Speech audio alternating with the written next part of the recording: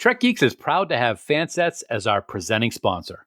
FanSets is the place for amazing pin collectibles, with over 400 officially licensed Star Trek pins and new releases every month. Stay tuned for a special discount code good on your next order at fansets.com. FanSets. Our pins have character. Hi, this is John Billingsley, Dr. Phil Phlox from Star Trek Enterprise. Now, I'm reading something that was written for me, and I think they could have done better. So this is not me, this is them.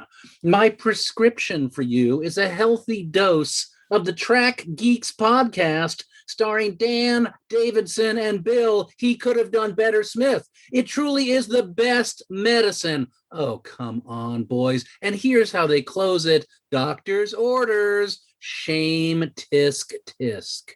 For the record, that was Dan Davidson that wrote that. That was me. Wow. Well, that's even better because now it's forever blamed on Bill.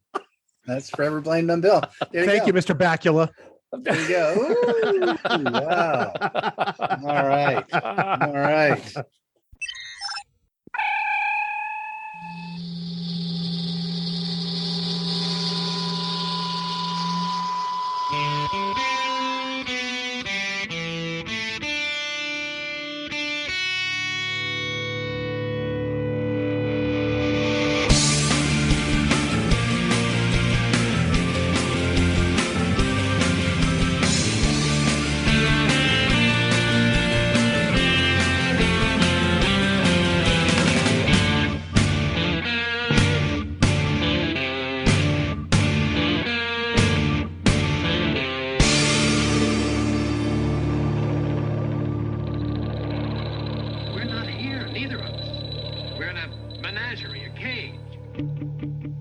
From the Time Travel Division of Podfleet Command, it's the biggest little show this side of the Alpha Quadrant and the flagship of the Trek Geeks Podcast Network. Greetings to you, Trekkies, Trekkers, Trek fans, and Trek Geeks alike, and welcome to the Trek Geeks Podcast. I'm your co-host, Bill Smith. Thank you so much for being here with us. This is episode number 306. Wow. It's amazing that people still listen because the timbre of my co-host's voice usually drives people to want to puncture their own eardrums. He's the largely deafening Dan Davidson. And Dan, I'm amazed that people still want to listen to you. I'm amazed that I still want to listen to me when it comes right down to it. But thank you, I guess. You're not going to get a better introduction on this podcast. Not on this podcast, but it's great to be here as always, man. Yeah, 306, my goodness. It's taken a long time to get here, especially lately, but at least we're here. 306 is good. And it's good to have everyone here listening. We're glad you're listening to us, and we hope that we have a fun show for you here this week. Well, I think so, because most of the show has already happened. Yeah. As you know, in Las Vegas during the annual convention, we had our first ever live podcast before an audience in Sin City. It was pretty awesome. At Millennium Fandom, and it was a great time. You, me, some guests, but we have the audio from that live podcast this week. Yeah, finally, it took us a little time. Things get in the way, and we had a great conversation last time regarding the strike and what a lot of folks are doing. But it's time to drop that conversation that we had with three wonderful guests in Vegas, and that would be Bonnie Gordon, John Billingsley, our dear friend, and our new dear friend, Michelle Hurd. Now, let me say Bonnie Gordon's a dear friend. I didn't say that right away. They're all great friends now. We loved talking to them. We loved having them there. It was a fun night at the FanGeeks Party, and first live recording. I was a little nervous, I got to admit. Normally that stuff like that doesn't faze me, but I was a little nervous before we started. But as usual, things went off wonderfully, and we had a great conversation. Despite the fact that you were there. Despite the fact that I was there, yes, we had strip teases going on. No, one singular striptease. Striptease, yeah, and it's burned in my retina forever. And of course, we actually couldn't talk about Star Trek, but even with that being said, we had an absolute fantastic time with three wonderful people. Yeah, originally when we planned this, we had planned to talk about Star Trek all night long. Yeah. And then, of course, the strike for SAG-AFTRA and WGA, both occurred. And that really kind of changed what we could talk about. So we kind of adapted as best we could. We were so lucky that Michelle Hurd from Unnamed Space Show with old, English guy was able to show up and just be such a wonderful and articulate and bright and, beaming, positive person. Right. And it really was, it really made a difference because it's kind of hard to not talk about Star Trek in a room full of people who love Star Trek. It really is. And I also got to give her just all the credit in the world because she was really the main factor in even getting the convention in Vegas to happen. She worked very hard with the folks at SAG to make sure that they could still all, go out to Vegas and be with the fans and have conversations, even though they couldn't talk about specifics. And I thank her very much for putting in that extra work. She was exhausted. She was telling me that she hadn't slept in a couple of days at one point. But she got it done, and we had a great time out there with her and with Bonnie and John as well. We absolutely did. So we have that audio coming up for you next. But first, Dan, let's do a little business with America. America. I was thinking more like Match Game. Bow. Let's start doing the $10,000 pyramid sometime. No, I was never a big fan of that. Well, of course, now that's hosted by Michael Strahan, and he was a New York Giant, and I have no use for it. I'm never going to do that again. Sorry.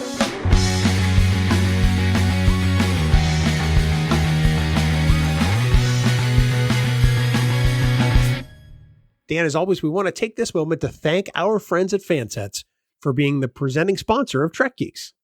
Yeah, indeed we do, man. It's been several weeks since our reunion in Vegas, and that means that all those great new releases at their booth are now starting to show up on their website. So head on over to fansets.com right now to add these latest releases.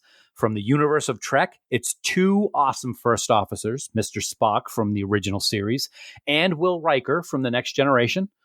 And speaking of TNG, you can also pick up the TNG Mini Delta, as well as the new set of 24th century rank pips. And the hard-to-find and always loved Vegas poker chip is now available, and this year was just absolutely awesome. It's the Quark Anti-Up poker chip, and it's also available right now at fansets.com. So get on over to fansets.com right now. Get all those great new releases from Vegas. And then, of course, at checkout, be sure to enter the special discount code TrekGeeks for 10% off your entire order. That's Trek Geeks in all capital letters with no spaces. And, of course, don't forget when you spend more than $30, you will automatically get free shipping in the United States. FanSets. Our pins have character. And we thank our friends at FanSets for being the presenting sponsor of Trek Geeks.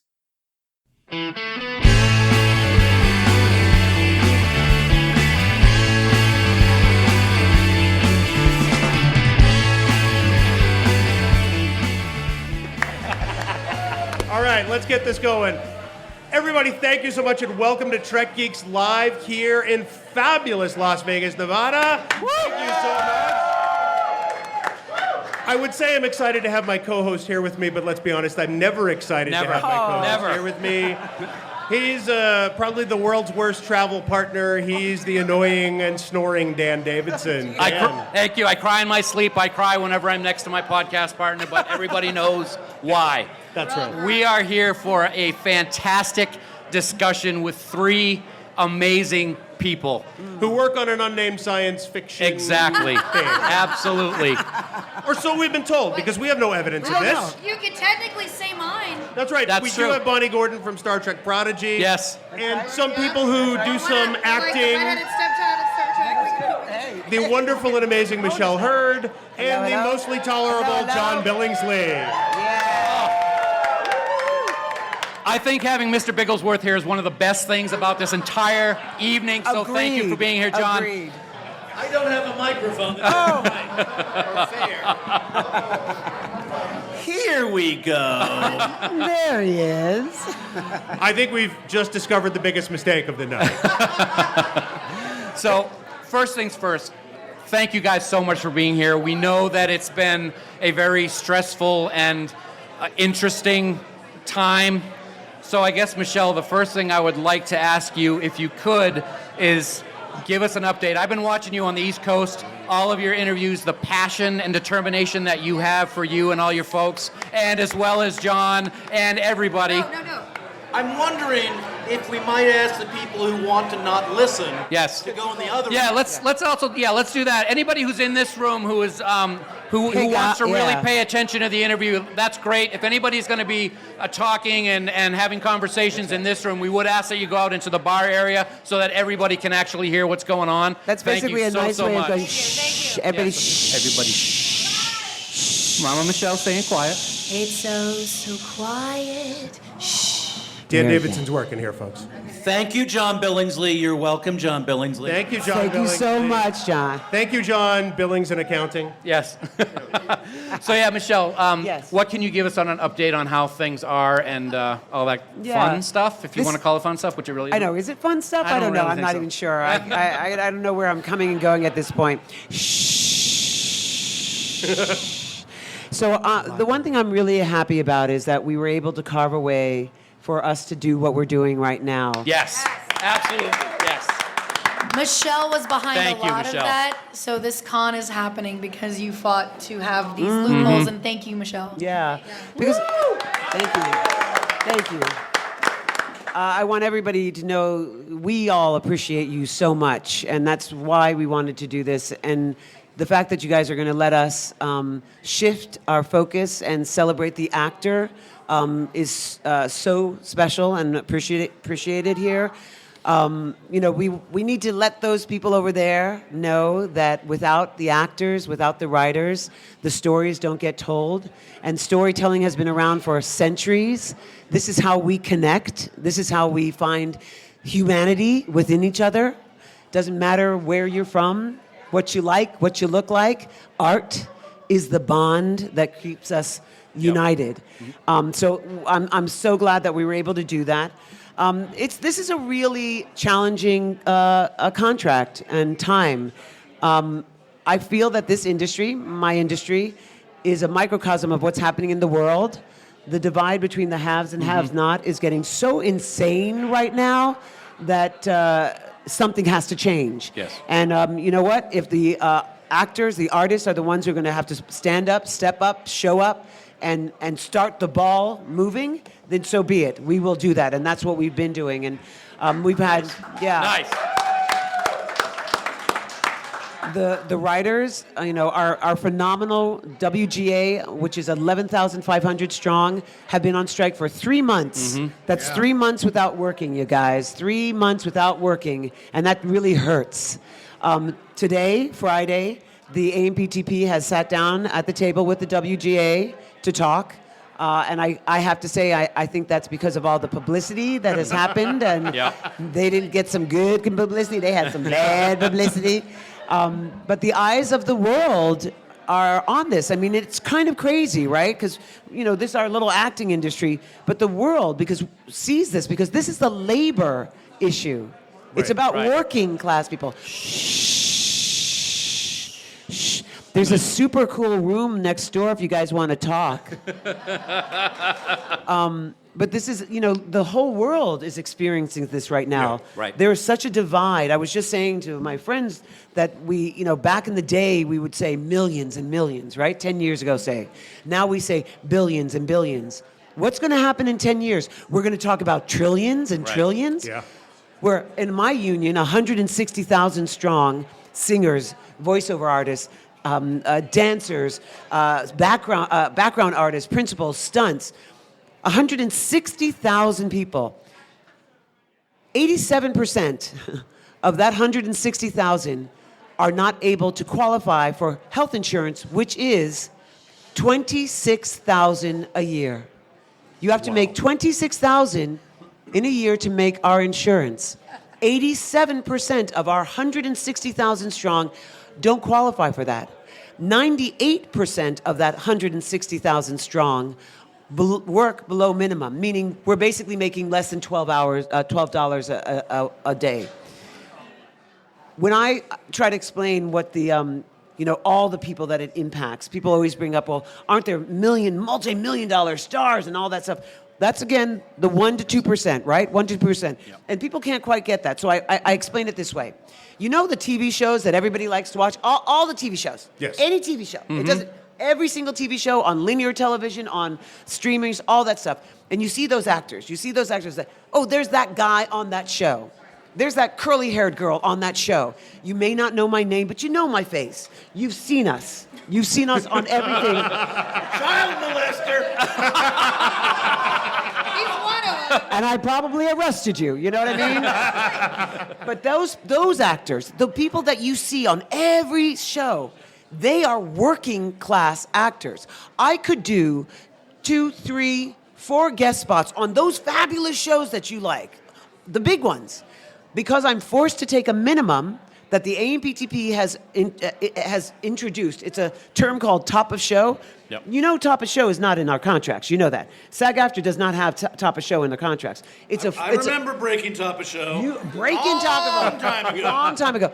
So they will force you to take this minimum. So I could do 3 or 4 guest spots in 1 year, and I still don't qualify for my health insurance, meaning I'm still making under $26,000. So this is what, and these are the same people who put a proposal across our table about AI. Yes. This is the proposal they put out. Shh. Important topic Hey, coming you guys. up, folks. Important topic. Shh. You're all going to want to hear this one because this doesn't just affect the acting industry. Shh. About artificial intelligence, AI. The proposal that they brought across the table was that they had the right to, when you're a background artist, you get scanned for your 1 day of work. Your 1 day of work, which is less than $200, $187, $150.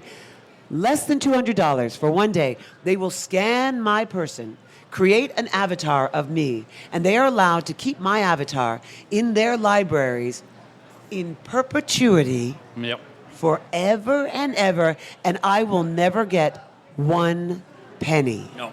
Wow. No. If I can jump on that too, as a voiceover actor, there is a website where someone can go on and type in anything they want me to say as Rainbow Mika from Street Fighter, which is a character that I voiced years ago. I can't do anything about it. They can make me say anything. It is my voice. It's your voice. It's you. And it's a company overseas. I've tried to get a lawyer. They can't do anything. And this is just one step. They're using that because it's a Street Fighter is like a Japanese property and Capcom, and it's non-union, whatever. It was a long time ago. But that's just the start of what they can do. Our voices, our faces, we don't own ourselves anymore if this continues. That's right. And the fact that someone can use my voice and make me say anything I want and make it come from me and make it in a character that I've created, it's something that I would never believe in, make me say something terrible about people. That's right. You know, against... That's right. Against... They could put her in but anything. I love anything. They can make me say anything. Yeah. And I can't... How could I prove that wasn't me? Well, you know, that's what they're doing, the AI for writing. Like, they could literally do, because of the properties, you know, public property, so to speak, so like all of Oliver Stone's stuff is out there, or, you know, Spike Lee's or whatever. Yep. So they could literally say, 5 people sitting at a table in a bar, and the lights go out. Put that in a program, spit out a script in the tone of Oliver Stone, and a full-fledged script will come out. Yep. Exact in Oliver Stone's tone. Right. This is technology we have right now. And that's what I was going to say. That's the scariest part of this whole thing. This is just the beginning of this technology. It's just really started to take off. That's right. And if you look at what could happen in the next decade and how it could, like you said, not just the entertainment industry. It's already happening in other industries as well. And it's very scary that, let's be frank, they're taking advantage of situations like we've never seen before. Well, it's piracy. I mean, they don't want us to pirate content, but they are pirating talent. That's exactly right. Are pirating the very thing that they are going to make money off of, and that's disgusting, honestly. Yeah, it's interesting because it's sort of like when you think about Prince, right? Yeah. Prince had to he couldn't even get his name back. He had to create a symbol. Mm-hmm. What happened in the music industry has happened and is still happens to some effect. Is literally just like a little preview of what's happening in the world at this point. What were you going to say? Oh, well, I just also wanted to talk about the aesthetic point of view, which is that while it is true that AI might be able to turn out a script that mimicks Oliver Stone, it is an act of mimicry. That's and right. it is not it is not a creative act. That's right. That's right. You know, and I think it's really important that everybody, because everybody here is interested in the creative art. Yeah. And one of the things that's so critical about what we are fighting for, it's something that maybe the journalism industry should have fought for some years ago. It's something that, you know, we let go and have let go for too long. That the people who create content have deep well springs of passion, understanding, and intellect that cannot be replaced by technology. That's right. And that's something that we have to fight for as a culture. That's right. And so above and beyond what my own feelings are as a member of a labor union, there's also, for me, something that I fight for as a citizen in my society, which is recognizing that the autonomy of the individual has to trump what a machine can do. Absolutely. Absolutely. Yeah. So You know what's funny? Just on a side note, you know what's funny? You said that because it has no heart. They did some sort of test with AI and artists and CEOs, and they said what would be the easiest thing for AI to replace? CEOs. I vote yes for that. So one of the questions we receive all the time from listeners, from fans, are what can the fans of these produced works do? You know, the people who watch these shows and these movies, how can they do something substantive to help you all out? Yeah, I know. It's interesting because people have asked, like, should I cancel this and could I cancel that? Right. And I'm not saying cancel anything, right? I will say like this. Say the strike goes on for a really long time. Yep. Then we could do a call to arms to do that sort of thing. Because if we have single people, you know, one here, they don't feel that. But if a whole bunch of us at one moment, canceled some platforms, they would feel that. But right now, it's really about amplification. It's about understanding and being clear with what the message is, because you know they want to make you confused and think that we're just sort of whining or crying or again elitist living in penthouses and where's you got your penthouse or you got your little yacht? Just to give you an idea of my glamorous Hollywood life, I'm also a property manager because I can't afford rent in Los Angeles. That's right. I have 4 jobs in LA, and I am a working actor, and I still can't afford to live. And like today, someone was so sweet as I was in the middle of panels, bought me a hot dog, and I was like, I had a tear in my eye, and I was like, you don't know, just something as small as this is important because I don't think people realize. I think this fight has been so eye-opening to people not in the entertainment industry. Yes. I'm from Louisiana originally. All my friends and family back home think I live a glamorous Hollywood life when I'm just like looking at their little white picket fences, houses, and families going, wow, what's that like? There's a very big disconnect between what the entertainment industry is and what people think it is. Yeah. And I think this strike has made a lot of people realize how the everyday actor is no better off than minimum wage or less. Yeah. Like we all, like I got an Uber the other day, and it was an actor I recognized from a big show on Hulu, and I was like, oh, I don't know if I should say anything, but I'm just like, I get. And you didn't tip me, by the way. But John, I rated you 5 stars. That's the first time that's happened. But it's true. Like, I don't think people realize there's such a disconnect. And I feel like this strike has really opened a lot of people's eyes and made people realize how, when you're at a convention and you see these actors that you love, the conventions and the fans, are what keep us going and keep us alive and keep us fighting the good fight, because we love what we do, and because of you, we're able to do it. But it's gotten to the point where now it's become a real battle. It's almost unintended. It's almost, at a certain point, being an artist will no longer be a viable living. Right. Period. I had 2 things I wanted to add. One, I'm going to kick back to Michelle, because there are a lot of people in our field who are indigent, and they can be helped. Yeah. And I'd like Michelle to talk about that. But the other thing I'd like to talk about is, as artists, many people who joined SAG started in the theater. Yep. In fact, I would argue that probably most people who go on to have a very successful career do so in part because they spend a lot of years perfecting their craft on the stage. That's right. And right now, theater companies are dying all over our nation. Yes, go see theater. So if there's anything you want to do, it doesn't necessarily even mean you have to unsubscribe to Netflix, et cetera, et cetera, et cetera. But maybe think about spending more time going to your local theaters. Yes, go see theater. Support stage. And while I'm on a tear, how about supporting your local bookstores and libraries?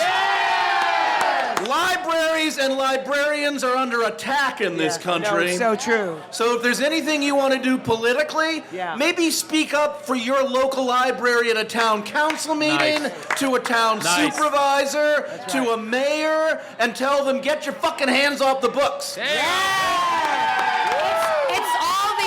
It's all the arts, and it's everything from the actors, the screenwriters, this, that, and what he's going on with the books, like the book banning, the fight on killing creativity and at the highest level. It's such a. It really is a battle. And again, back to Michelle. She's the one like on the front line. Back to you, Michelle. No, I love that. Was phenomenal. Thank you for saying that. It's true. Libraries, bookstores, theater. Support the arts. And then there's Okay, now, ladies and everybody out here. Babies are sleeping. One of the things that it would always be, money's tight for everybody, but if there is a way that you can donate any kind of funds, the SAG-AFTRA-Foundation.org is a way that it's an emergency assistance fund for actors, for all of us. Right. And, you think about, like, we're just talking here, but there's some actors who have been acting for decades and decades and are quite old, and they're not doing any other work now, and they really need the help. And SAG-AFTRA Foundation is amazing for them. They can provide housing and health care and lawyers, and it's wonderful. But also amplifying, I know.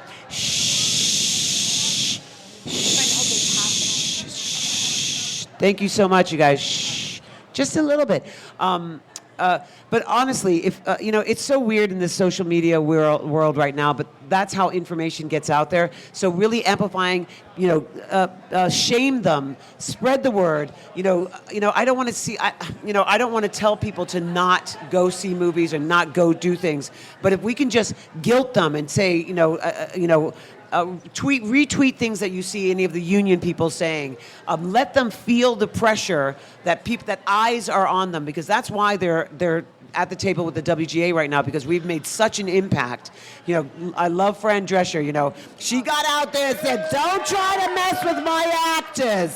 Don't get off my actors' backs." I personally have stopped having sex with Bob Iger. Thank you for that. Thank you. That's right. Let me tell you guys one thing. Going back to the AI for a second, and anybody who's listened to the show knows this. John, I've had the conversation with you, but Michelle and Bonnie, I have not.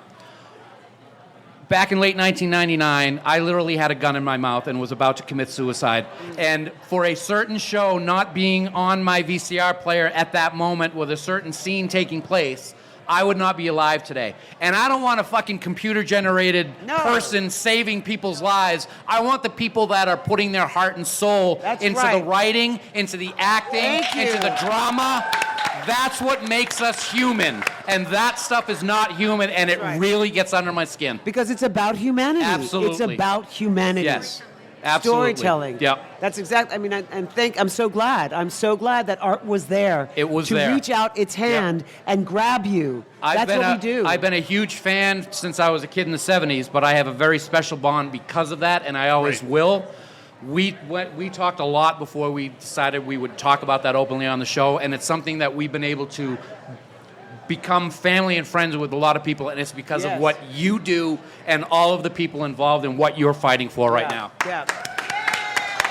It's so the CEOs have said that what do the actors risk? When we're saying we need part of the revenue shares and all, our profits and stuff, they say we're taking all the risks. What do artists risk? Can you believe that? What do we risk? Right. We risk everything. Yep. Not only in when we work, we open ourselves up. We become unbelievably vulnerable. I remember, doing scenes where on a certain show I'm on, when somebody who I loved died, one of the crew people said, "Oh, Michelle, how are you doing that? It's painful because there's people right around you and you're going through this thing." I'm like, it's painful for me too. Yeah. Because I'm experiencing it. Yep. I'm trying to touch something that is real in my life, share it with everybody, because I know if I share that, somebody out there is going to go, I know that. I see that. I see myself. Right. I'm not alone. Absolutely. I'm not alone. We risk everything. We risk our livelihood. We risk, living in out of a trailer or a paper bag. I don't know what I'm trying to say, but we risk not being able to provide for ourselves, for our families, for all of it, because we want to give this gift of unity, of humanity. And what's so frustrating is that we would do it for free, but God damn it, we shouldn't have to. That's right. For fuck's Absolutely. sake.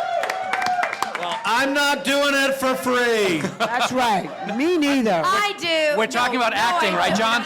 Yeah, we're talking about acting, correct? Well, let me be clear. Okay. I got to say, I was going to move into Yep. Yeah. This is a very serious conversation, and we're Very glad serious. that we're having it, but we also want to have a lot of fun here Yes, this please. evening. Wait, Have some let's fun. segue into Hold on. this because I wrote a song about the strike. Excellent. And so I'm going to segue into the fun part. Bring it. I love it. Let's hear it. Bring it.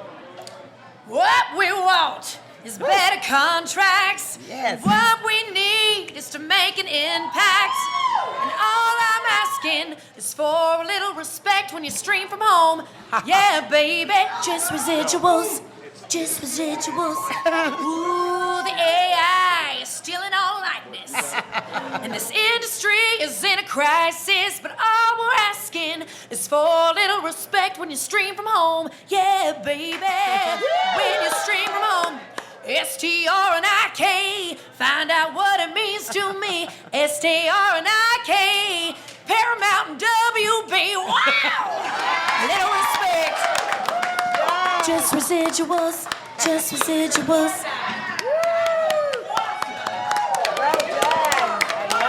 All right, I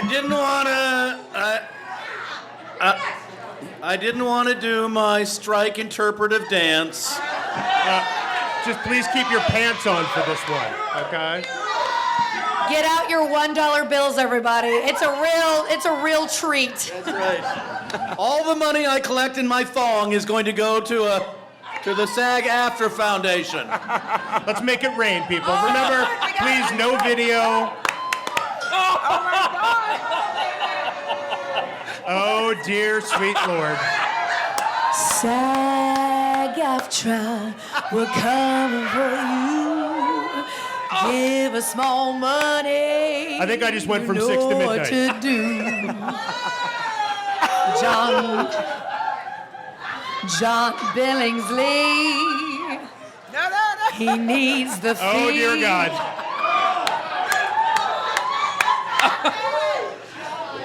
I feel like this is a whiteout in progress. We know we won't lack with the money in his crack.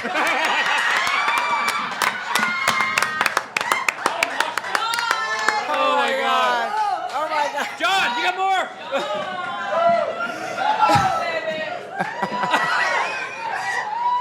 Work it. Work it. This is for SAG, Michelle. It's clear to me that we've clearly lost control of the asylum. I don't know what's happened, but this is great. Look, Wow. But just in that moment. That's in that moment, you guys. Come on. You might want some hand sanitizer for that, Michelle.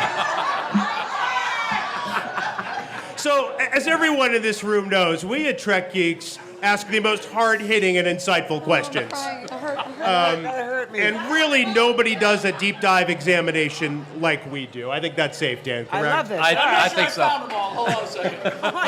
Speaking of deep dive, hey!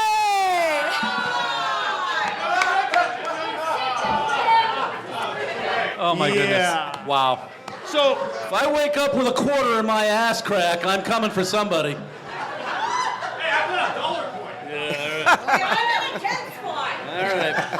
so Michelle, since we have you here, this is a unique opportunity.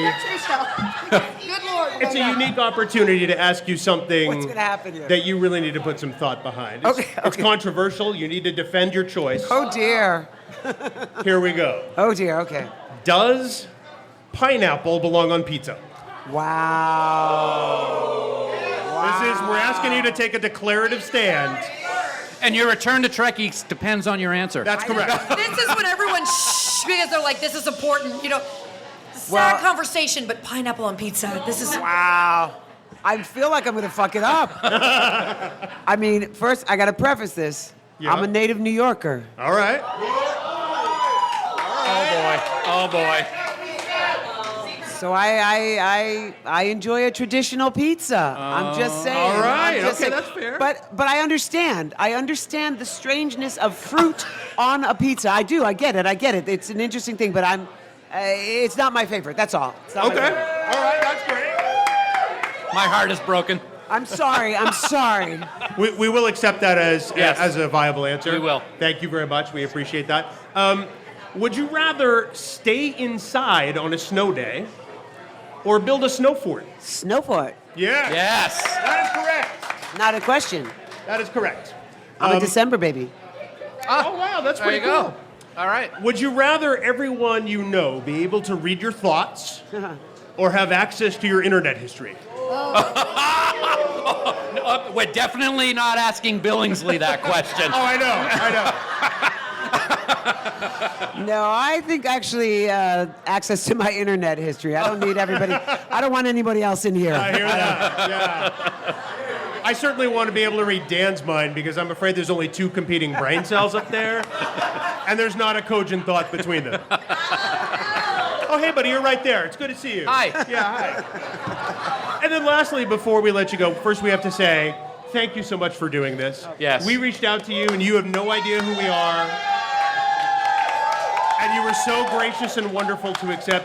We hope that when things return to a more normal state, you'll return to Trek Geeks and we can talk about all kinds of things that relate to a particular property that you may or may not have spent some time on. Please. Because that would be our fondest wish, and we just want you to know we love you so much. Absolutely, same here.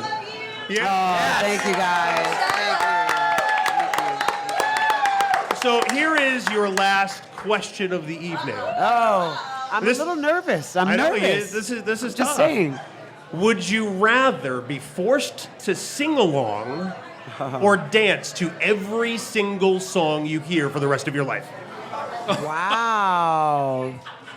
Sing or dance? That's hard. Why not both? I know. Because that's not the question. I gotta say though, I have to say, because I could be so tired, like I have no energy, and a song comes on that makes my body move. There you go. I'm gonna say dance. Yeah. I'm gonna say dance. I love this. That is fantastic. Michelle, thank you so much. We adore you. We love you so much, Michelle. It's such a pleasure. We're going to take a very brief break and then continue our conversation with both John and Bonnie, or Bonnie and John. Fuck pineapple! Oh, it's fabulous. Thank you guys so much. Thank you so much. Just the best. Thank you. And look, we even already made money for SAG-AFTRA Foundation.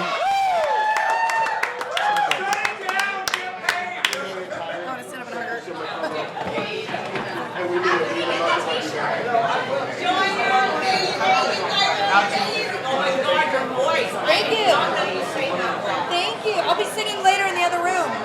Can I get a selfie with you guys? Ready? Come on, dancer. Get in here. Get in here, sweetheart. Where are you?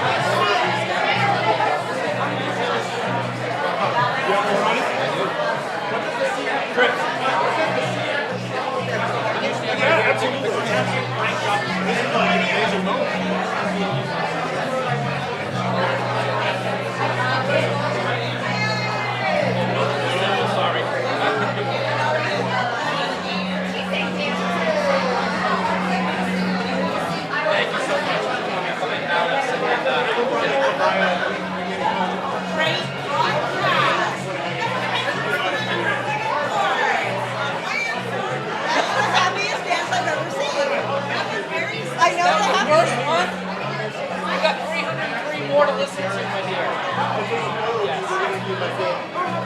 So what occurred to me is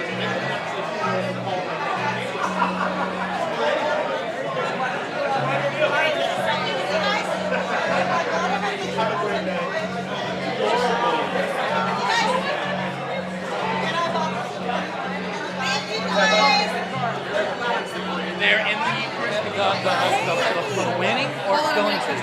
The trivia? They're in the studio, in the back of the bar. Okay, this way. You're amazing. Thank you for fighting. I put him in there to be safe. Learn it at the after party. With everything going on. I said, learn respect. They're like, why? I'm like, you'll see. You'll just see. I need to find some. Tell me because we got music. Yeah, I know. You guys, I swear to God, I'm literally, this is like, look what we just did, just now, right? 40, 60, Michelle, 70, 75. I will say, that was a lot of John's hips, though. That was hips. There's $100 here now, $100. That's all. Just this 1 second. Donate to me. donation online. I don't make a lot per hour. But in a good way. And what's annoying is I have so many calls from Rocky that I want to say, but this is the more important thing, so I'm going to let it go. And it's only this one moment.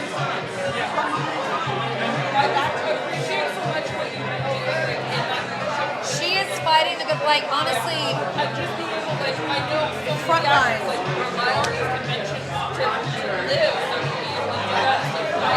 Literally in the room when we started talking about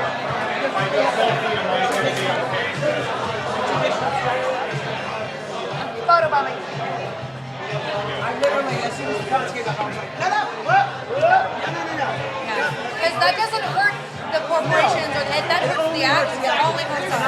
Power acting. Hey, y'all. A few years ago, when Christmas event, Oh, yeah? Yeah. I could use it. That's her livelihood. Yeah. It's wild. What's that? It might have. No, but you know that one over there. I got a. What does the CFO's text? About a half hour ago. I'm like, I need a nap. The guy went the wrong way. I'm telling him how to get it. That's natural intelligence. Give me a break. He probably went to get a drink or hit the bathroom or talk to Lou.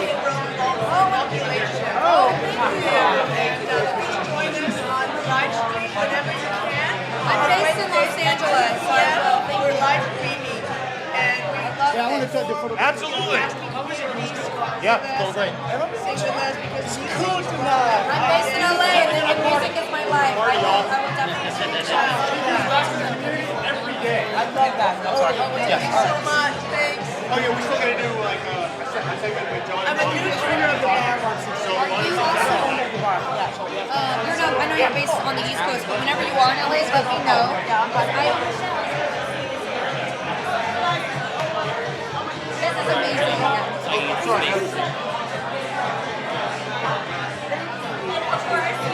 I would like to introduce you to our biggest fans.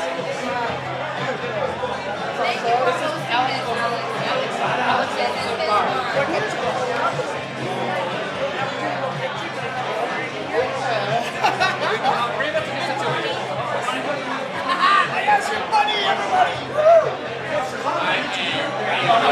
Can't do it.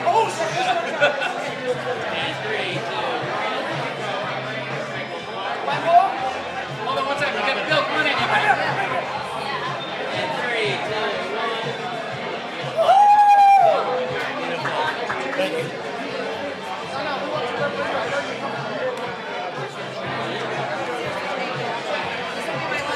1. Guys, we're going to reset and start again with John and Bonnie in just a couple of minutes.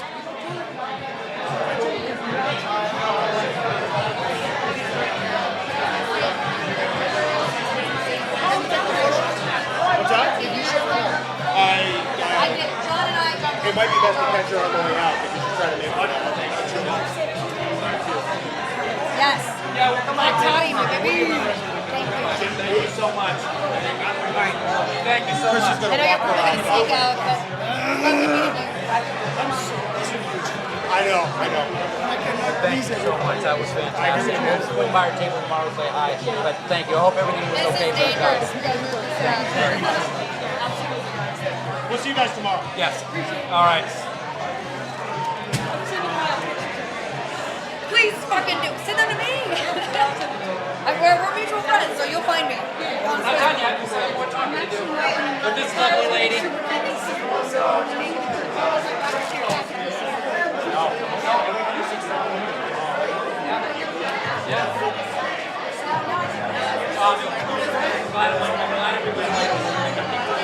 I was like, yeah. I was like, I want to sing my song. I want to sing my song for Michelle Hurd. Chicago. I know. That's awesome. What? I'm doing all right. I'm doing okay. There's a lot of programming. My voice is very tired. I'm drinking hot tea. Yeah. You're doing it right, though. Mix it up. Huh? Maybe later. I might do it tomorrow at the Roddenberry thing. Beagle. So loud. Beagle. All right. But I had to sing this one. All right. Hey, babe. Absolutely. Yeah, you can do it now. Talking again now. Yep. Okay. Dan, I think that you'll agree that that was a fantastic conversation. We've never been in this position before to do a live show with a live audience, which is fucking amazing. Unbelievable. And I didn't screw up. No, you haven't yet. There's still part of a show to do. And we're in Vegas. If I were a betting man, I'm willing to bet that that's going to happen. Oh, yeah. Bet the house on that one, folks. We're going to get started with Bonnie and John again in a few minutes. But first, let's give a amazing round of applause for Michelle Hurd for coming out and being part of our fun night tonight. Absolutely amazing. Plus, we want to thank Alex and the entire staff here at Millennium Fandom for allowing us to come into their home and do this. It's been such a great time working with them. Please drink early, drink often, and please remember to show some love to your servers and your bartenders because they are working super hard tonight. Right. You know, we've had several. Nobody's hearing a word you're saying. No. Oh, great. Just not the case. That's all right. All right, folks, we're going to get set in about 2 minutes with our conversation with John and Bonnie. So let's come on in and settle in, and we'll have some more fun before some amazing giveaways from our friends at FanSets, because their pins have what? Character. There you go. All right. Well, wow, look who we have here. Now it's the trouble panel. I ain't building no fucking snow fort either. You strike me as the person least likely to build a snow fort in the world. Damn right.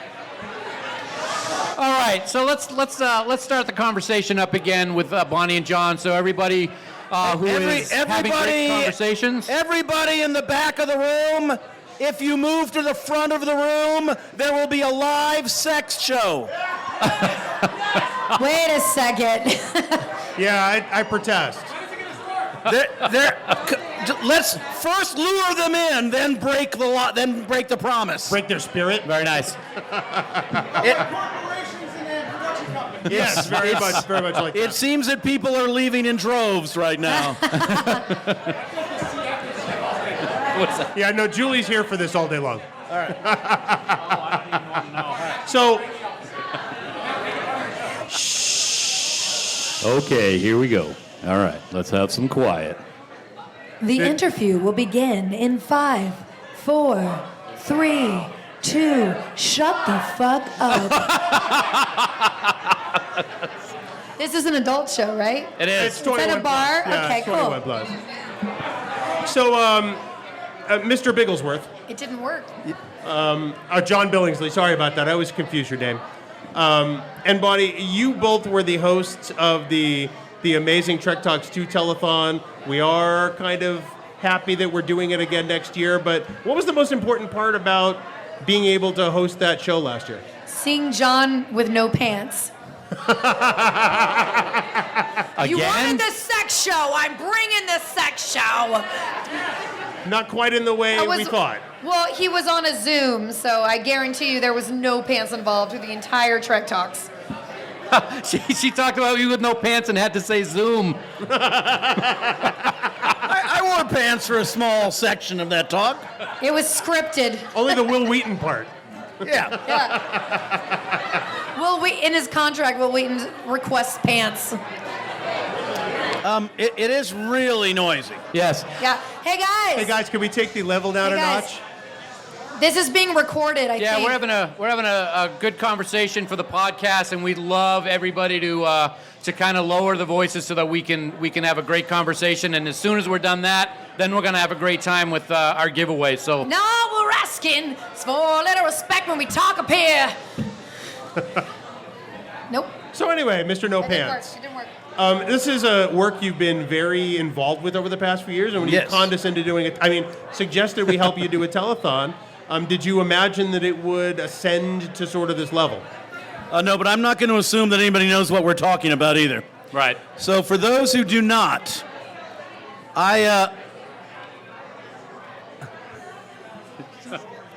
Is it all next door? No, it's the back of the room. Back of the room. Shh. Some large, brawny person needs to be that back there. That's right, Normbell. So yeah, for what it's now everybody hates my guts because I made them shut the fuck up. All right. The Hollywood Food Coalition, which has been around for about 37 years, is an organization I got involved with about 8 years ago. We serve a hot, nutritious, multi-course meal to all comers, 7 days a week, primarily people experiencing homelessness, as many as 350 people a night. We help people with an array of other social services. We have a medical van, a dental van, a vision van from UCLA. We help people get into housing programs, mental health programs, drug and alcohol rehabilitation programs. And additionally, we rescue about 2.5 million pounds of food a year, which we share with about 150 other not-for-profits to buttress and augment their meal programs. And these lovely gentlemen helped, along with Bonnie and 8 or 9 other folks now on our team, put together an annual 6 to 8 hour Jerry Lewis-esque digital Star Trek fundraiser convention-type telethon.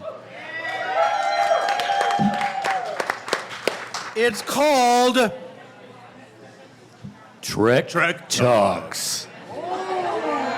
Because we can say that. Right, we can say that. That's right. It's scheduled to take place next January. If the strike doesn't end, we'll probably have to push it. But it's a wonderful group.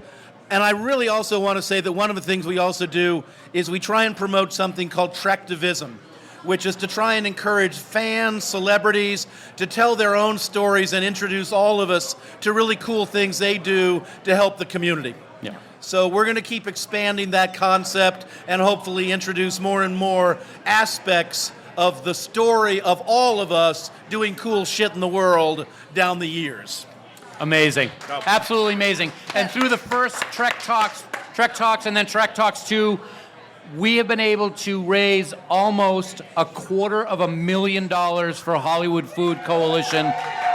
And that is something that is the very definition of the show that we love so much, which will go unnamed at the moment. And it's all about living in the vision of what Roddenberry wanted with our future, of people working together, of community, of not seeing race, religion, gender.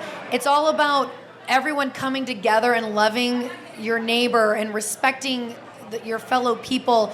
You know, it doesn't even have to, it has nothing to do with entertainment, it has nothing to do with anything. It's all about humanity. And John and his wife Bonnie are just the most, not me, the other Bonnie. But when I say I admire them so much for what they do, because the way they give back to the community and use their platform for good is so inspiring. And all of you who help and donate and like stand by it and become part of the movement, it's all about it's all about love, and it's all about sharing the vision of the future that we want. And right now, the world is in such a dark, sad, torn place that we all need to come together and just put Band-Aids on it and make love happen and take care of the people that can't take care of themselves. And that's what you do. You take care of the people that just don't have the means to take care of themselves. And it's beautiful to see when you do the Trek Talks telethon. Oh, sorry, I said the T word. Oh God. Damn when it. when you do that charity, when we do the telethon, to see the community come together and really just want to give, and just everyone just comes together and works towards a goal of helping complete strangers be okay. And it's a beautiful thing to see. It is. That said, the event itself is also a ton of fun. There's a lot So of much fun! There's a lot of low vaudeville. Yes. Last year, Scott Bakula was a guest. Anson Mount was a guest. Yes. We got John Delancey as a guest. Old Riker is a guest. We got a lot of really great people, directors behind the scenes, folks. Yes. So spread the word. It's like going to a convention without having to get out of your pajamas. Right. Yeah. Right. Most people aren't getting out of their pajamas at a convention anyway. But I don't know. I pretty much spend all day in mine. yeah. All right, so that we have it scheduled for January of 2024, and we will update everybody through the normal means, depending on what's going on. I will say this, though. Even if the strike is still going on, think of the weird programming we could come up with if we still did it in January. The panels would be whack. After what we just saw him do here 10 minutes ago. Look how much money we raised in just a few moments in your butt. $47. Oh, no, there was more. We raised about $200 by the end of it. Really? Yeah. Well, it was after you stopped dancing. People were paying. They were like, "Oh, thank God he stopped. Now give the money." But it worked. I'm unemployed. I'll donate $100 if you just don't dance. I liked it. So, what we want to do now is we wrap things up here. For No. We got a couple more questions. Well, that's what I meant. We're going to wrap it up. We have more questions that you have before we get to this. Yeah. See, I told you I'd screw up at least Yeah, you once. really did screw up. That's why you just let me produce the show. You gave me the PC, man. Yeah. So earlier in the segment with Michelle, we talked about art. Fuck pineapple. Oh, all right. Fuck pineapple. All right. Hashtag fuck pineapple. I'm curious, what made you both decide to want to be actors? And Bonnie, we'll probably let you go first. What was it that made you want to choose that profession? I don't know what else I would be doing. There's other passions that music, theater, art, comedy. It's what brings me joy. I was a weird kid, believe it or not. Shocker! I was a weird kid, super nerdy, and I was bullied a lot as a child. But the moment I was on a stage and people were laughing not at me but with me, and I could bring that joy. It is like a drug. There's nothing else like it. When you bring that joy to people, and it's that give and take of a live audience and the energy behind it. And yes, it's a different when you add screen and recorded music into the mix. But theater was my first love, and that's what got me into this. And bringing the smiles, the joy, the emotion. It's all about what Michelle was saying earlier. It's about the heart. Right. There's something about it that I can't describe. And when you have the ability to create it and share it, and then it comes back to you, it makes you the most intimate but also vulnerable of yourself, and you become. I just wanted to get laid. Wow, this took a turn. And I was only in the 5th grade. How did that work out for you, John? Let's hear this one. And you were still 22.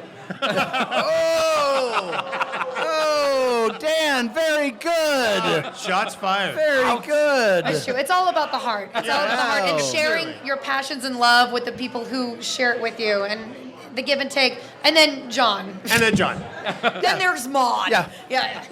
But what Bonnie's basically trying to get at is sex. But it's a little more precious the way she puts it. Spoilers, I'm asexual. Well, okay. Holy cow. That's never mind. Yeah, no. Google it. Google it. I was in the 5th grade. We moved up from Connecticut. I mean, from the deep south to Connecticut. And I had a Southern accent and I had a lisp. Hey, this is my story. And they had mandatory auditions for the school play. And because I like to read, I could read off the page with some degree of commitment. And I was cast in the lead, and I went from class freak to class hero. Yes. After the show was over, I went right back to being class freak. So you had to have that. Yeah, it's like, okay. validation, yeah. Exactly. So even though I didn't technically want to get laid, the theme is basically self-aggrandizement. Yeah. Honestly, most artists just don't get enough love in their personal life, and we need it from you. We need constant validation and love. Thank you. The sad thing is I've still never been laid, but... It shows. Dan, what made you decide to want to be a podcaster? Well, you came up to me and said, do you want to help me do a Star Trek podcast? And I said, no, what's a podcast? And then you hounded me for 10 months so that you could build your empire. Yeah, that's pretty much it. So now, we've talked a little seriously. We've talked about some important things like art and the soul and Trektivism. It's time for some burning John questions. getting laid. John getting laid in the 5th grade. Something's burning. Yeah. There's a cream for that. That's what I hear. Yeah. Really? There's a cream for everything. There's your memoir title, Bonnie. So Bonnie, we have a question for you first up. Would you rather communicate only in emoji or never be able to text at all ever again? Oh, gosh. Emojis? I don't know. I can get pretty creative with emojis. Like, define emojis. Do I have, the full catalog? Yes. You do. I would find a way. Yeah. Because here's the thing. I'm a busy person. I don't have the time to do phone calls too much. Texting is my thing. If I can't text, I got to communicate some way. It'll be very cryptic messages. It is up to you. It'll be very much like the Da Vinci Code level of trying to decode my messages, and good luck to you. Oh, man. Billingsley, this one was written just for you, man. Would you rather wear the same socks for a month or the same underwear for a week? Provided you actually wear underwear. And provided you don't do that already. Yeah. I don't understand the fundamental thesis here, so... He pleads the 5th. I think I'd have to go with the underwear for a week. Okay. Wow. I think that's correct. I'm a little horrified that it's correct. But wait, can he take it off and switch it around, reverse it, I don't flip it even want to upside picture down? that in my head, Bonnie. Okay, I'm just saying, there's ways to get around. Okay. He put his shirt on me, so... Yeah, That's true. I think that's it. Would you rather eat a pizza with my underwear on it or my socks on it? Oh. I'm going to throw it out there. I'm just... No. We're asking the question, sir. No. No, let's answer it. Yes, I mean, it's only fair, right? Yep. I'm gonna go for the underwear. Yep. No, now come on. Would you rather have an underwear and pineapple pizza? Absolutely. Oh, well, I don't care what's on it. If pineapple's on it, I'll eat it. I can imagine what his feet smell like. Yeah, You don't have to imagine, Charlie. The night is young. So Bonnie, we're gonna kind of dovetail off of that. And ask... Yes, let's talk about my underwear. Continue. Actually, no, but we're going to talk about somebody else's. Would you rather use a stranger's toothbrush or wear a stranger's underwear for a day? Oh. John, you're going to get a crack at this, too. Okay, I'm going to say underwear because I'm going to flip it around and reverse it. All right, I like that answer. Yeah. Good. Logic. Okay, the tooth, you don't know. I've seen underwear's equally gross, but I'll flip it around. You've seen some shit. Literally. Yeah. Yeah. John? Well, let's face it, there's a certain kind of erotic component to wearing somebody else's underwear. I would think of many instances where I would beg to wear somebody else's underwear. For the last time, I'm not giving you We saw your dance. We know. Yeah. We know. We know how much money you raised with that thong. That's right. Heavens. All right, John. Would you rather have a pause or a rewind button in your life? Ooh. This is philosophical here. This is deep. This is deep. I think I'd rather have a rewind button. How far back can I go? That is your call, sir. Let's go back to your socks. I was thinking going back to Robin Gustafson. Oh. I slept with her on Friday and she was a lesbian my Monday. I'd like to get another whack at that. Still never really understood that exactly, but I'd like to go back and figure that one out. Bonnie, would you rather have a mullet? Wait, is Robin Gustafson here? I don't think so. Right there. Thank fucking God. All right. Bonnie, would you rather have a mullet for a year or be bald with no wigs for 6 months? I've already had a mullet. I'll take the mullet. All right. I that's a did the winner. mullet, y'all. I did the mullet. It was good for like 2 days after the hairstylist styled it, and then once that was done, it just turned into like a help. I've had mullets many times. I had a mullet when I was a child, and in the future, not future.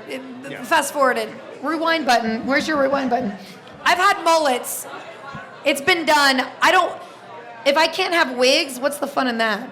I don't know. I'm just saying. I mean, no. Look, although I will say this, if I was bald, I do some pretty badass cosplays. I'm just saying. Yeah. And imagine the henna art I would be able to do. See, that's pretty rad, though. I've actually thought about this. Yeah? Deep. Some people know I've had some health scares recently. Right. And I was thinking about if I lost my hair, what would I do with it? And I have some elaborate henna art. Nice. Pinterest away in case it does happen, because I'm ready and it's going to look epic. Nice. Yes. All right, John, last question. And I have to preface this with... But also mullet. Mullet. Have to preface it with this. Pretend that Bonnie is not part of the equation, okay? So My Bonnie or Bonnie Bonnie? Wait, his wife Bonnie your or wife me? Bonnie. Okay. Wife Bonnie. My wife So Bonnie. let's say you're single right now. Uh-oh. Is Robin Gustafson here? Would you rather be gassy on the first date? Yes. Or your wedding night? Oh, first date. Yeah? First date. Just... Why? Because there are some very special women out there who love Gassy John. I would wager maybe 6 or 7 of you are in the room. His wife Bonnie loves Gassy John. She must. How do you think she's married to him? I've It was wondered that. the first date and the wedding night. Right. I've wondered that every doubled single down. day. Yeah. That's a good answer. Well, John Billingsley, Bonnie Gordon, thank you so much for joining us for this Thank great you. affair. Yes. We're so grateful. We love you both very much. We're going to take a brief break. We're going to have a halftime entertainment with Bonnie Gordon. Apparently, I'm going to go sing in the other room. Yes. Dirty things. Yes. And then following Bonnie's wonderful performance, we're going to give away a whole lot of FanSets pins in the next room. So Yeah. thank you so much, everybody.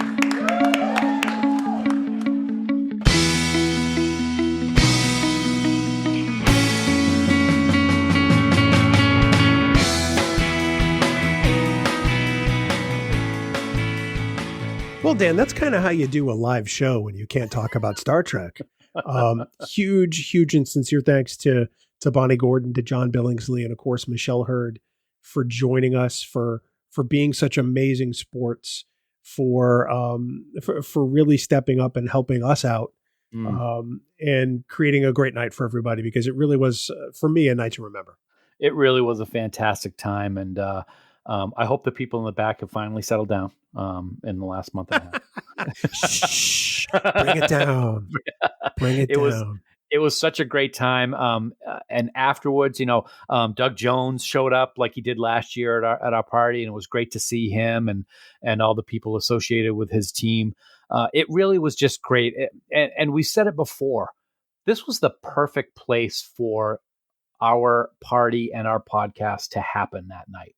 It felt so welcoming. It's like we came home with the Millennium Fandom Bar, and it was so great to see the excitement and all these people dressing up in cosplay come into this bar, which was pretty far off from the Rio. And we still had a packed house, and it was just great.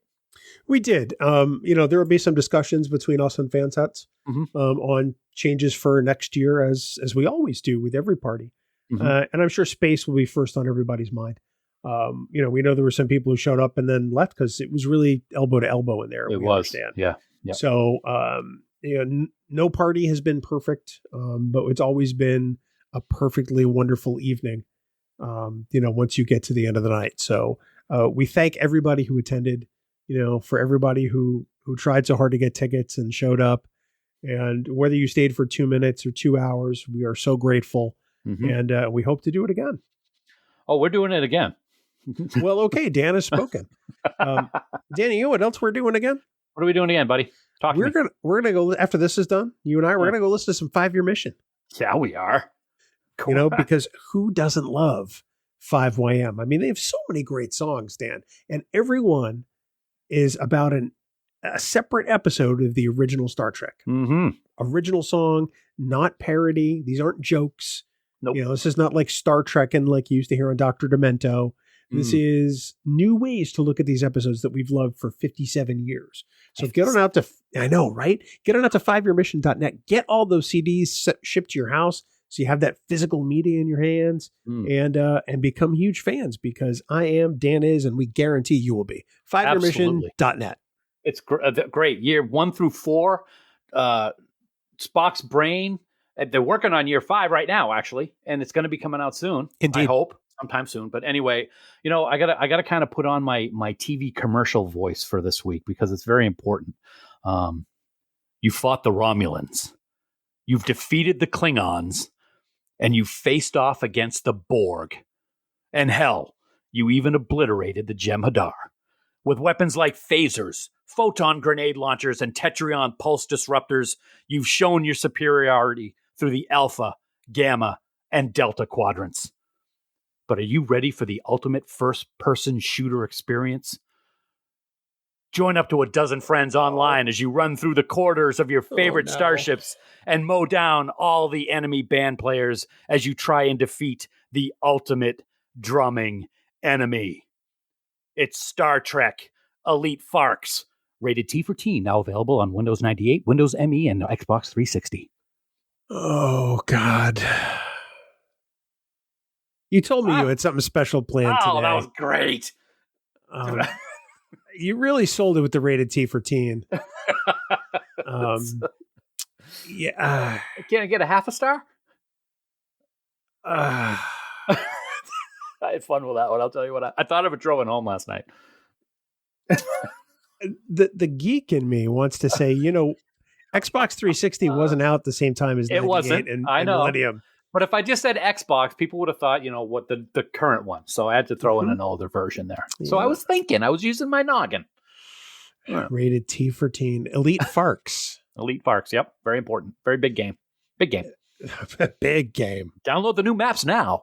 Do you remember when Elite Force 2 came out? Oh, yes. And they added there was a service pack to add Jerry Ryan's voice because they finally, they finally hired her to record 7 of 9. Can I give you a little inside edition? I've got them on my new computer. Oh, do you really? A company came out and have them that they now run on new systems. Yeah. I would always get to the point in the original Elite Force where my PC would just blue screen because the video driver hated one thing in the game. Yeah. And once, I got past that part, like I would go to a later save point, it would be fine. It was just that one cut scene. That's awesome.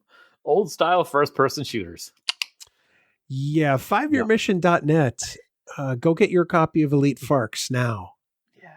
Dan, don't forget, of course, you too can support Trek Geeks by subscribing to us on Patreon, where you can get all kinds of exclusive, raw, unedited episodes and lots of photos of Dan's face. Oh, well, there's a plus right there. I'm going to go sign up right now because that's worth it, isn't it? Do we have a 1 cent level? I don't think we do. I don't think anyone would pay that much to see your face. Ouch. Okay. Well, and in addition to all those great perks that Bill just mentioned, we are currently working. I have in my hand right now the year 5 Patreon pin. I got to say, it came in. It's awesome. It'll be out soon. But right now, we want to take a moment to thank our associate producers of Trek Geeks. We are so grateful for their support. So thank you so much, Vikram Bhatt, Chad Clark, Corey Clay, Brad DeMag, William Edward M. Jr., Brandon Everidge, Andy Fark, Kimberly Francis, Jonathan Hamilton, Ryan Jeffs, John Krikorian, Sean Lynn, Rick Mason, Becky McDaniel, Jamie McGregor, Ross McKinney, Aaron Mollenkoff, Sarah Ledoux, Helen Reed, Sarah Rutlinger, Tim Robertson, Desi Rogers, Greg Rozier, Eric Sakian, Adam Sanders, Tim Serdar, Heather Sohn, Blake Strike, Lisa Tomlinson, Ron Roble, Kalia Zawacki, and the gracious and the wonderful Connie Hutchins. It's amazing. The name you screwed up in that list was Aaron. I know, right? It's got to be one every week. And it's not one that's hard. I know. Yeah. Oh, well. We also want to thank our Trek Geeks producers for their support. They are Mike Bovia, Steve Bovia, Chaz Bradshaw, Kyle Castillo, Peter Craig, Andy Davenport, Craig Ewing, Jackie and Chris Hackney, Brian Hackwith, Kimberly Hartman, David Hood, Lionel Marchand, Matt McGonigal, Jim McMahon, Darren Metcalf, Charlie Mulvey, Sean O'Halloran, Casey Pettit, Jamie Rogers, Casey Shafsky, Terry Shull, Jim Stoffel, Chris Trebuzio, Christina Werther, and the lovely and talented Jess Vashon. Dan, the senior producer of Trek Geeks. Who is he? Is the one, the only, Jude Tatman. The one and only. Nobody better. What a guy. You too can become a producer of Trek Geeks, and it is so easy to do. Head on over to patreon.com/Trek Geeks for all the details. I don't know where I was going with that, so I just stopped. For those of you listening, that's what happens when Dan takes his eyes off the copy and then doesn't know where he was when he looks back. That's right. Because I have my camera on I'm going to put my camera back on the other monitor, I think. I think so too, because you really are you're easy to flummox right now. I'm flummoxed. Yeah. So Dan, next week, we're finally going to have a discussion that we've planned to do months ago, and we're ready. So we're going to do it. Yes, we are going to do it. It's funny how things get in the way. Conventions, job loss, Hollywood strikes. It's caused this discussion to be put on hold for a while, but no longer, my friends. Next week, we discuss holo addiction, transporter phobia. I just made up that word. And saving the USS Voyager, actually. And we're going to dive into Reg Barkley. We're not going to dive into Reg Barkley. We're going to talk about Reg Barkley next week, right here on Trek Geeks. The flagship. The flagship. Reg Barkley is one of those characters that, in Star Trek doesn't always make sense. And at times he's dumped on. At times he's not treated fairly. And I think some of that has to do with the way he's written.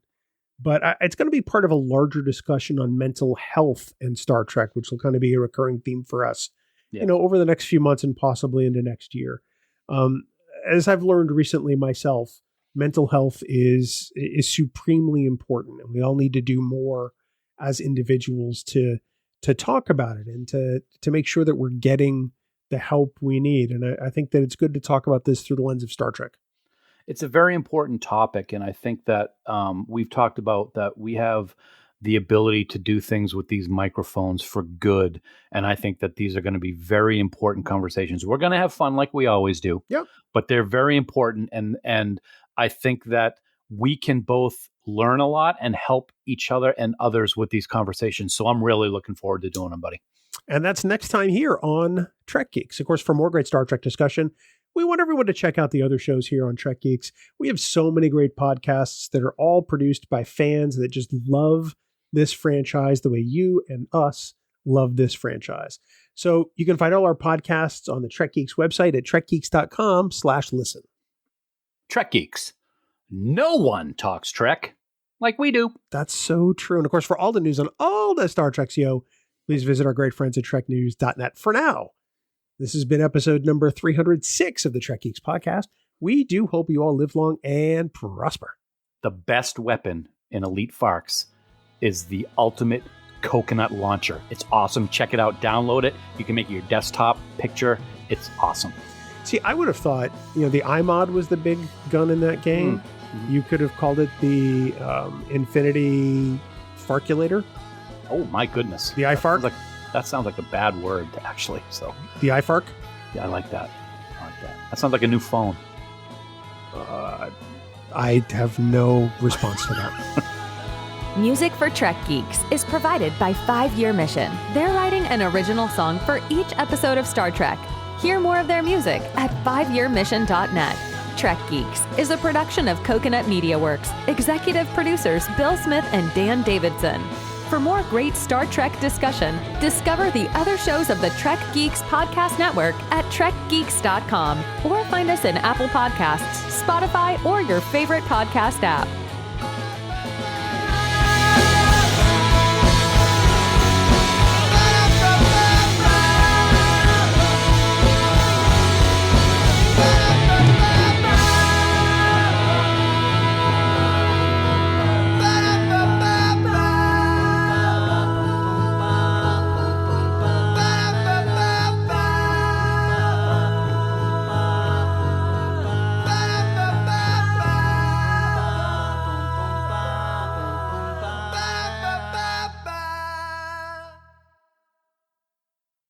Thank you for calling the Trek Geeks hotline, Dan. My name is Bill. It's a pleasure to talk to you today. How are you? There. Can you? 4 lights. How many lights do you see, Dan? I'm not sure. Your call is important to us and will be answered in the order received. Is it though? Your wait time is 37 minutes. That was good. Thank Very you. good. So I called the Department of Massachusetts unemployment office today. Oh boy. And so, you know, because I had some questions for this form that they sent me. And so I called the first time, and, you know, you got to go through the menus, right? Oh, yes. Press 1, press whatever. And so they say, thank you for holding. Your wait time is 49 minutes. Oof. But we're unable to take any more calls at this time. So please call back later when call volumes have subsided. And then it hangs up on you. Oh, boy. So not only do you not get to wait in a queue at that point, it just hangs up and says, well, hey, you can just try again later. I tried it again about an hour later, and the wait time was down to 37 minutes. I'm like, who are all these people who are stuck on hold? If I'm getting hung up on? All the people that got laid off from our company because they suck. Oh, yeah. Anyway. So yeah, that was foremost on my mind today. But bing bong. Bing bong, buddy. Bing bong. It's been a couple weeks, and it's good to see you, man. It's been a month. It's been busy. It's been crazy, crazy busy. Yeah. So maybe for you. Has it been a month? My God, it doesn't feel like it. But yeah. Maybe for you. Yeah, that's true. You've had a lot of time on your hands. Yeah. More so than normal. That's all right, though. I've had the summer off. It's nice. But yeah, I wish we could all be like that, but get paid for it. Technically, I did. That's true too. Yes, that is severance. True. Severance will do that. Yeah, that's right. But no, it's like, yeah, people go, "What'd you do during your layoff?" I'm like, "Wow." Like some people took classes, some people got certifications, some people took trips, or went to learn a foreign language. I'm like, I watched a lot of TV. It's not like you could go outside because it was friggin' raining all the time. It rained practically the entire month of August. I can't wait to see the totals for the summer. It's got to be record breaker. Oh, without question. I mean, it's been absolutely crazy. I had to mow my jungle the other day. I don't want to hear about your manscaping. Very good. Yeah, I don't want to hear there was a drought again this year because there's no way. No way. Nope. It's been crazy. It's been crazy.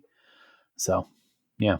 No, thanks for adding that value. I really appreciate that. Well, it was a little line from Vacation. That's all.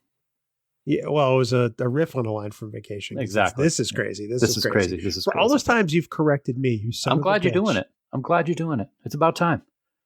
Yeah, about time you stood up for yourself. It's only been almost 30 years. Yeah. Yes. That's all right. So have you been watching the very short Treks, the sort of animated things? I watched the first 2. Okay. And what was your opinion? I guess I'll use your phrase. Meh. The first one, okay. Aliens that look like butt heads actually made me think of the Telosians a little bit. But the one that looked like a screw, that was kind of dumb. And the second one, I chuckled a bit when the guy, half beamed in and then his whole like inside spilled out all over the transporter pad. I thought that was quite funny. But I haven't been overly impressed with them, to be honest. I'm going to go on the record and say they're garbage. Okay. I was just being polite, but that's fine. Yep. I haven't watched the third one yet. I got halfway through it. I shut it off. Really? And it's a very short trek and you only get halfway through. Wow. That's it's and this one's only like 3 minutes long.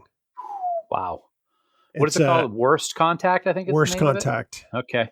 So Riker and Crusher make Which one? first. Beverly? Well, yeah.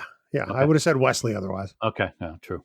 Beam down to a planet to establish first contact with this race that has just achieved warp drive. Okay. So kind of like first contact with the humans, when the Vulcans, landed, they beam in and these people, as a sign of respect, pick their nose before they shake people's hands. And so this person picks their nose, goes to shake Riker's hand. It's got a booger on it. Okay. And then they wipe the boogers on the walls. I'm like going, yeah, no, I'm done. What the hell? That is. What? And these are not canon as declared by Star Trek and CBS. So I'm not really spoiling anything because it doesn't matter. That sounds kind of stupid. Who's doing these now? Like the people who do Beavis and Butthead? No, it's some guy who I think has been involved with Adult Swim on Cartoon Network. I'm sorry. I haven't laughed at any of them. This one, I shut off. How's the, cause I don't go on very much anymore. How's the online reaction been? I don't really know. Oh, okay. All right. I just cared about how I reacted to it. Yeah. I'm sure there are a lot of people who think they're garbage. That's too bad. I'm sure some people will love them. I mean, that's always the champion rule, right? You know, for everyone to love something, if someone's going to hate it. Yep. But I have never really hated anything Star Trek has done before. Yeah. And I hate these. There's one thing that I like in these. And I said it the other day when Sue and I were watching Lower Decks, which has been fantastic so far this season. I'm an episode behind, but I love the new opening to the Star Trek shows. I love the music. I love the graphics. I like how it's whatever ship that show is on, doing the shape of the Delta and the music. I really get a kick out of for the very short treks. It's the animated Enterprise with kind of like music that's kind of like been through a tape recorder too much, and it's kind of wobbly and varies up and down. I like that. I got a kick out of that.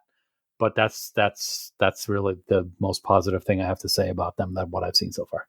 I appreciate the attention to detail, and they're doing that. But that's the best part of these animated, very short treks. Yeah, I said this. I love these, and that whole the fanfare with the music at the very end. I just absolutely love that. No matter which show it is, I hope they never get rid of that and continue to build on it with the different shows that are out there. These things aren't even on Paramount Plus; they're on YouTube. The very short treks? Yeah. Oh my God, they're not even there. Okay. Yeah, they're not even. So that tells you, their place in the world. Oh, so it's basically like Prodigy then, jerks. No, it's even lower because you can actually watch these things. Oh, that's true. Yeah. Wow, that's too bad. I should say Prodigy's actually lower. Yeah, exactly. On their importance list because you can actually watch these online. I don't understand what juvenile writing, and I apologize to the writers who think they got something good, but that's not Star Trek. I don't apologize. I just don't like to be negative towards people, but that's kind of stupid. I don't either, but when you get something that's so far off the mark, now there's hope for the next one, the fourth one, because it's written by Aaron Waltke, who has written the best episodes of Star Trek Prodigy. Yep. So I have hope for that one. Good. I don't expect it to be, very deep. I expect it to be humorous. Yeah. But I also don't expect it to be booger humor. Right. I think of it. The reason why I hated the Orville was because it was basically just dick and fart jokes. Yeah. Yep. And this Family Guy in space. Yeah, worse, in my opinion, because they were trying to pass it off as somewhat serious. Right. The reason why I can't stand these is because they're not great. Yeah. So I do like the fact that Ethan is doing Spock and that they brought Hemmer back. I thought that was kind of cool. have Bruce as doing the voice of Hammer, but I haven't been super impressed. Like I said, I did chuckle because I'm kind of sick person when the guy beamed in and all of his intestines fell out. I thought that was kind of funny. What we got back didn't live long. I knew you were going to say that. Fortunately. So, as you know, they're forming. Oh no. Anyway, as you know, because your wonderful wife was a volunteer, Susan and I had an absolute fantastic time with the Pitbull poker ride this past weekend for the Second Chance Ranch Rescue. Oh, very cool. It was awesome. We put about 150 miles on the bike. It was absolutely it was a long ride. Perfect weather. The weather could not have been any better. It was the one day that it was just not a cloud in the sky. There was no humidity, low 70s, great riding weather. And when we were at Harley Davidson, we're kind of just by ourselves. We're not sure what we're going to be doing. We're just going to follow people. And I noticed a guy up ahead of us who's got a nice bike and his license plate is NX01. And I went right up to him and I said, Star Trek Enterprise. And he went, yep. I said, okay, I'm riding with you. So rode with him and his group for the whole time. Had a fantastic time. It's a shame he couldn't like a real Star Trek show. No, I'm kidding. I'm kidding. His other bike's license plate is NX02. Wow, so he's really all in on this, right? Yeah, it was great. We had a great conversation and we had a fun time. It was great. That's cool. It's it's an annual event that the rescue does for as a fundraiser. It always winds up with some great turnout. As we record this, what's today? Wednesday? Today is Wednesday. Yes. Friday, I believe it's Friday night. You'll have to watch New Hampshire Chronicle on WMUR TV 9. Oh yes, it's this Friday. Thank you for letting me know. Yeah. Okay. That's at nice. 7 o'clock Eastern. Yep. On Channel 9. Looking forward to it. You want to give everybody a little teaser at it? I'm not in it at all. Oh, no. Well, that's the good thing, but you know what it's about. They're doing a feature on the ranch where our dog Isabella was adopted from. Yeah. And they wanted to feature her as our dog Isabella as a success story. Yeah. And how some of these dogs are misunderstood and get a bad rap and all of those things. So my wife did an amazing job in the interview. I was there. I'm sure I'm in some B-roll that they shot, after the conversation, but my wife, she nailed it. She did a great job advocating, for dogs, for the ranch, I couldn't be more proud. I can't wait to see it. I'll tell you what, there was a guy there who had two of the most gorgeous pit bulls I have ever seen. One of them was just a Hulk. The thing was so big and muscular, but the other one, a little bit smaller, he puts it in his backpack when they go riding and he sits in there with her I've heard of this arms on his shoulders. He's got little goggles and everything. Yeah. It was so great. And they're the most friendly dog. That was great. I said to Sue, I could easily be talked into rescuing one of these. And the conditions have to be, perfect, right? I mean, we just happened upon Isabella at the right time. She's flourishing. She really is. Awesome. She's being this week, especially. I mean, she's never been an issue. She's always, taken to us immediately, but this week, especially, she has been my little cuddle bug, whether it's at bedtime, first thing in the morning, during the day, just super extra affectionate. Did I lose that title? No. Okay. Anyway, moving on. No. No, that's good to hear. Although you drool more than she does. I just want to put that out there. I'm trying to control that a little bit better. No, you're not. You're doing a poor job. No, that's great. She's a great pup. So we were glad to help out the Second Chance Ranch. Well, look, you're pretty much, in for next year too. So we are in for next year. We've already said so. Yeah. We'll be gone. So I'll put in a good word for you. Oh, of course you could volunteer. That's just me though. I'll be riding. Yeah. Well, I'm just saying, why don't you care about the dogs, Dan? You ready to do this? I am. Let's go. Right. Jerk.